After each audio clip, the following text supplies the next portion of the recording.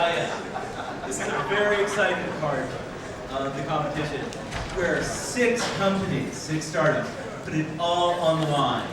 And it all comes down to you, the audience. Now, we went out and we talked to venture capitalists and brand marketers and all those guys, and got their opinions. They came up with this list of 6 names. Great companies. But the final decision is 100% you. We'll be doing some voting. You'll be able to do that real time, which is very trendy now. Right here on your smartphone, or even your dumb phone. Any dumb phone users there? Oh, come on, there's no shame. Actually, there is a lot of shame. Anyway, our voting mechanism does work even if all you can do is like a basic text message in a web browser. So come talk to me later, we'll get some therapy for you and maybe upgrade you to an iPhone or Android or BlackBerry or something. Anyway, with that, I would like to bring out our first contestant, Jeremy Geiger from Retailligence. Jeremy. Yes. Excellent, here you are.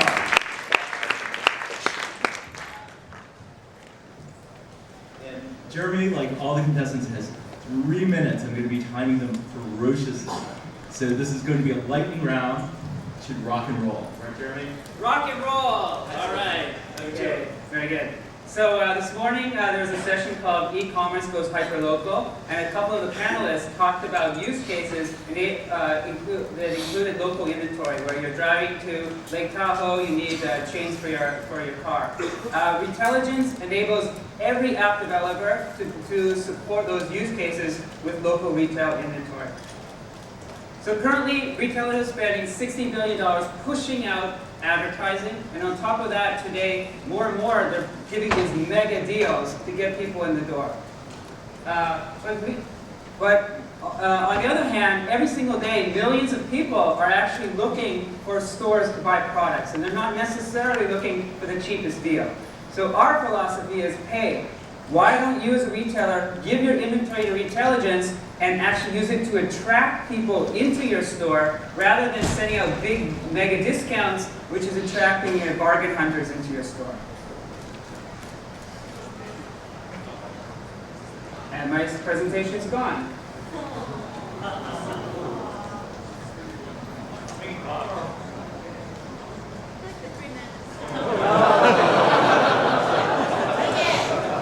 I don't work for Microsoft.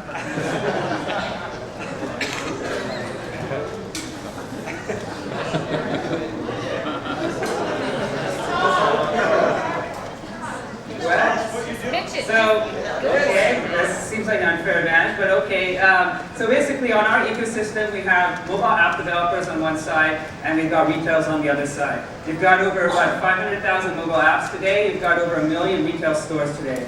So it just doesn't make sense for every app developer to try to build relationships with every retailer. And similarly, retailers want to be visible in all those applications, but unfortunately, they don't have the time to be dealing with all those relationships. So that's where we fit in, right in the middle. And I still don't have my slides, that's fine. Is anybody going to try to get my slides back? Yes. Okay.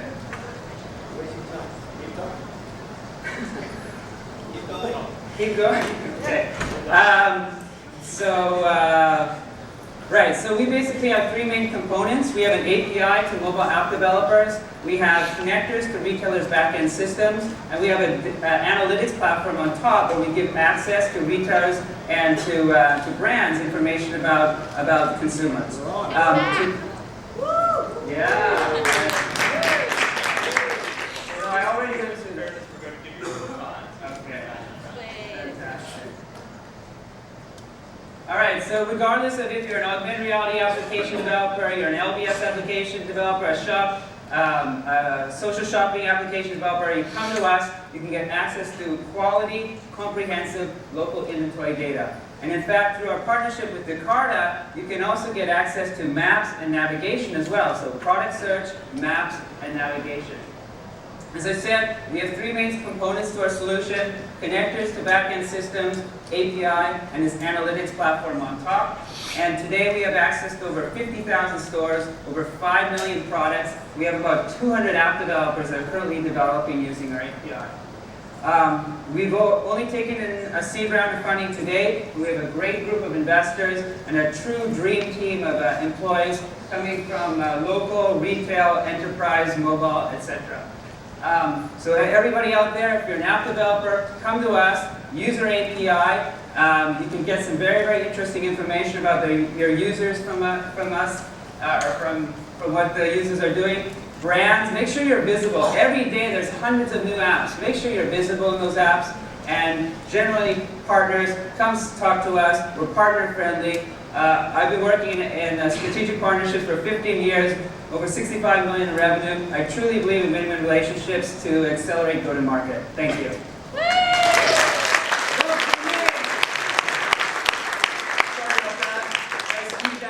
Yesterday, live theater, ladies and gentlemen, live theater. That, I'd like to bring up Jeremy from Double Dutch. Sorry, Lawrence, that was Jeremy from Retailligence. Lawrence from Double Dutch. Live theater, ladies and gentlemen. Hi, how's it going? I'm Lawrence Coburn. I'm the CEO and founder of Double Dutch. Basically what we do is we help companies build their own mobile, social, simple enterprise apps. So what does that mean? So basically, these are apps that allow work groups within enterprises, within companies, to log their activity, to share their location with the people that need to know this information. So we are the category leader for enterprise geosocial apps. Our customers include HP, Cisco, Adobe, Amdocs, TED, and a whole bunch more. Our investors, we announced some seed funding 2 weeks ago. Our investors, some of them are in the room, include Lightbank, the guys behind Groupon, Charles River Ventures, Accelerator Launch, and a bunch of other great folks. So that's a little bit about us, but what I want to talk to you in my very brief time up here are two conflicting visions of how social business software is going to play out. So I'm going to start with the area that I think people agree on a little bit. And this is simple. This is a quote that I love. The quote is, "All software is consumer." The idea is that social technologies are changing the way that consumers interact with the real world, changing the way that consumers interact with the web. This same change, the same disruption is going to move to the workplace. Email is going to get beaten by something. We know this is going to happen. But within this basic thought, there's a little of difference of opinion. The first vision is around this idea of Facebook for the enterprise. So it makes a lot of sense, right? You take the dominant social service on the consumer side and you repackage that same mega app for companies. This is what companies like Jive and Yammer and Moxie and Clearveil and Salesforce Chatter and a whole lot of other folks are trying to do. We are coming from a different perspective. We are coming from the mobile, social, simple concept. We don't think that it's one mega app that's going to win in the enterprise. So if you compare side by side here, so as opposed to the Facebook for the enterprise, which is desktop first, mega app, Swiss Army knife approach that does a lot of different things, full featured, a friending model, we are building mobile first. We're mobile only right now. We're simple focused. Our model is more the Instagram model as opposed to the Facebook model. We think that if Facebook was built today, it wouldn't be built the way it was. So this is a quick screenshot of a service that launched last week. It's called Magnet. It's a phenomenal team. They're funded by Andreessen Horowitz. It's going to be a great company. This is their field sales social CRM that launched. This is a product that we're launching in June. It's in private beta with a couple big enterprises. It's mobile, it's social, it's simple. So if you can see the two screens, we're coming from different worlds on this stuff. We think that the winning enterprise app is not going to be a single app at all. We don't think it's going to be a mega Facebook for the enterprise. We think it's going to be hundreds, if not thousands, of simple, social, focused, mobile applications. We think we have a leapfrog situation going on. We think that mobile is going to beat desktop. We think cell phones were made to be social. Cell phones are data receptors for all sorts of information that's useful in the workplace. And I'm sorry, that's time. Everyone, Lawrence Coburn.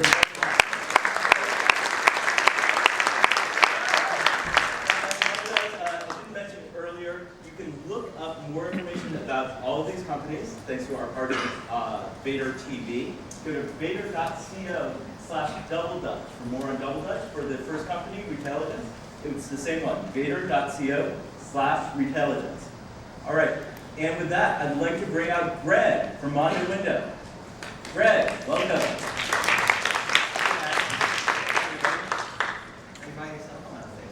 It's I'm timing you. Oh, So you're okay. on. Mondo Window is the very first product for the Wi-Fi connected airline traveler. And it works like this. You get the first slide somehow. There it is. You get on a plane, you take out your device, whether it's tablet, mobile, or laptop. You log into the onboard Wi-Fi, and you go to mondowindow.com. And there you see a map that follows you as you're flying, layered with all kinds of geolocated information, social media, points of interest, audio, video, basically anything that can be mapped is there. We're getting the location from an API, it's not from the GPS, so it works on any platform and on any flight. It's in beta right now. You can use it on any flight with Wi-Fi in the United States right now. The $600 billion airline industry is great at getting you from point A to point B, but they're not very good at telling you where you are while you're on your way. I flew Lufthansa in the middle of Greenland. What did they give me? Talking dog movies. And they're very expensive movies. Airlines can spend up to $500,000 to license a movie. And when was the last time you chose a flight based on the movie that was playing? Their location services are rudimentary, but hello disruption, right? The internet has completely altered every single space it has entered, and the airline cabin is the last remaining consumer digital space that hasn't been transformed. But here it goes. It's basically what happened in cafes 10 or 15 years ago. It's going from rare to ubiquitous, expensive to cheap, and slow to fast. Other people are spending billions of dollars to do this, and we're riding this wave. We're curating the internet at large and creating an experience that makes sense specifically for the special use case of the airline passenger. In effect, we're turning the airplane into a geo-browser that browses through information as it flies through space. This is me on the Alpha flight in February. The equipment I brought with me is nothing special, and yet it's far better than anything that you'll find in any CPAC system on any airline. The Mondo Window gives airlines an opportunity to give people a far cheaper experience that's also a far better experience on their own equipment. We're bringing the best of the internet to in-flight entertainment. You know, all of these guys. I have to tell you that just this morning downstairs we did a handshake deal with Bump, who's coming out later. So people are excited and getting on board. It's fantastic. These are our people. There's 1 million people in the air right now, worldwide. By 2015, there's going to be 3 billion passenger segments. Every one of these people has spent hundreds of dollars to sit still for several hours at a time, and they're bringing us along for the ride. They are the global creme de la creme, and they want us to talk to them.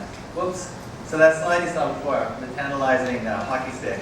We have we make our money through advertising, sponsorships, and partnerships. We have in the very near term opportunities for significant revenues, and then as things develop, as the wave grows, we have an opportunity to grow. And time. Oh, thank you, perfect.